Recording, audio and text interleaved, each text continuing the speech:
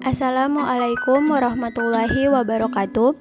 Halo teman-teman, perkenalkan saya Alisa Munaya Asrar, mahasiswa program studi psikologi Islam IAIN Manado semester 4. Video ini dibuat untuk memenuhi tugas mata kuliah psikologi kepribadian yang diampu oleh Ibu Nur Evira Anggraini MSI.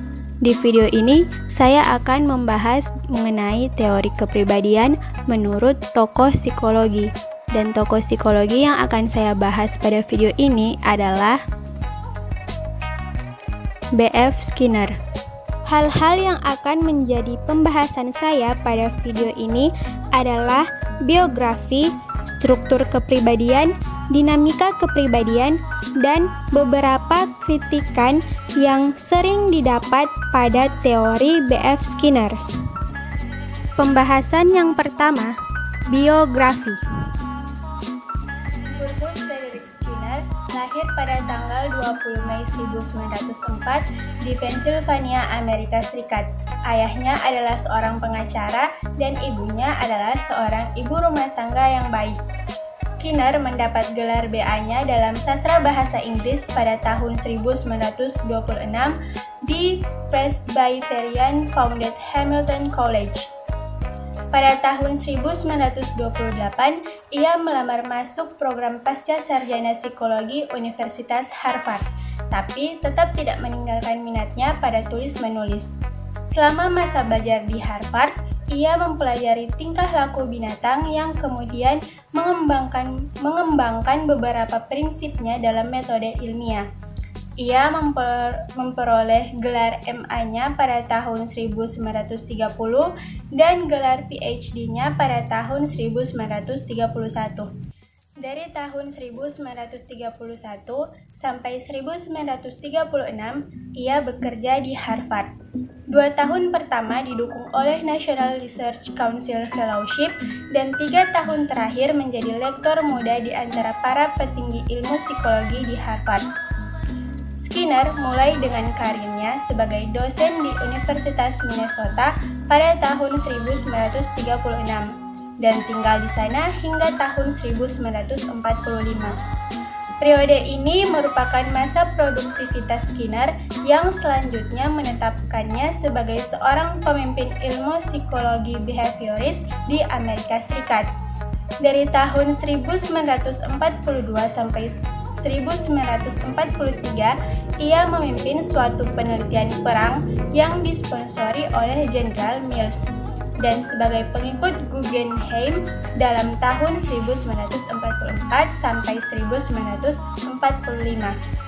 Pada akhir tahun 1945, ia ditugaskan sebagai Kepala Departemen Psikologi di Universitas Indiana.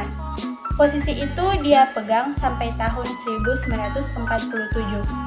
Ketika ia kembali ke Harvard pada tahun 1948, dia diundang untuk datang lagi ke Universitas Harvard. Di universitas tersebut, dia menghabiskan sisa karirnya. Skinner pensiun pada tahun 1974, tapi ia tetap melanjutkan menulis dan memberikan kuliah. Meski tidak sukses sebagai penulis buku fiksi dan puisi, ia menjadi salah satu penulis psikologi terbaik. Kepribadian manusia menurut Skinner adalah manusia itu tidak otonom, tidak dapat berdikari, tidak dapat menentukan tindakannya sendiri, melainkan tergantung pada stimulus respon dalam realitas kehidupannya. Skinner menguraikan sejumlah teknik yang digunakan untuk mengontrol perilaku. Teknik-teknik ini kemudian banyak dipelajari oleh social learning theorists. Teknik-teknik tersebut adalah yang pertama, pengekangan fisik, kedua, bantuan fisik, ketiga, mengubah kondisi stimulus, keempat, manipulasi kondisi emosional, kelima, melakukan respon lain, keenam, menguatkan diri secara positif, dan yang terakhir, menghukum diri sendiri. Pembahasan kedua, struktur kepribadian. Skinner membedakan perilaku menjadi dua, yaitu yang pertama, perilaku yang alami, dan yang kedua adalah perilaku yang operan. Perilaku yang alami atau yang biasa disebut respondent behavior, yaitu perilaku yang ditimbulkan oleh stimulus yang jelas. 2. Perilaku operan, yaitu perilaku yang ditimbulkan oleh stimulus yang tidak jelas atau tidak diketahui, tetapi semata-mata ditimbulkan organisme itu sendiri. Pembahasan selanjutnya, dinamika kepribadian. Dinamika kepribadian menurut Skinner adalah yang pertama, kepribadian dan belajar. Hakikat teori Skinner adalah teori belajar, yaitu bagaimana individu memiliki tingkah laku yang baru, menjadi lebih terampil dan menjadi lebih tahu. Cara yang paling efektif untuk mengubah dan mengontrol tingkah laku adalah dengan melakukan penguatan atau reinforcement, suatu strategi kegiatan yang membuat tingkah laku tertentu berpeluang untuk terjadi atau sebaliknya, berpeluang untuk tidak terjadi pada masa yang akan datang. Konsep dasarnya sangat sederhana, yaitu semua tingkah laku dapat dikontrol. Dinamika kepribadian yang kedua menurut Skinner adalah conditioning klasik atau classical conditioning. Conditioning klasik disebut juga conditioning respondent karena tingkah laku dipelajari dengan memanfaatkan hubungan stimulus-respon yang bersifat refleks atau bawaan. Dinamika kepribadian yang ketiga adalah conditioning operan atau operan conditioning. Sistem tingkah laku menurut Skinner terbagi menjadi dua, yaitu responden dan operan. Singkatnya, setiap tingkah laku individu disebabkan oleh stimulus yang selalu mendahului respon. Misalnya, menyempitkan mata karena kena sinar atau menggigil karena dingin. Orang pertama yang mempelajari pengkondisian ini adalah Ivan Pavlov dengan pengkondisian klasiknya lewat penelitian keluarnya air liur anjing.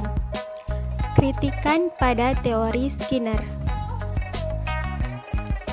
Skinner dengan pandangannya yang radikal banyak salah dimengerti dan mendapat kritik yang tidak proporsional.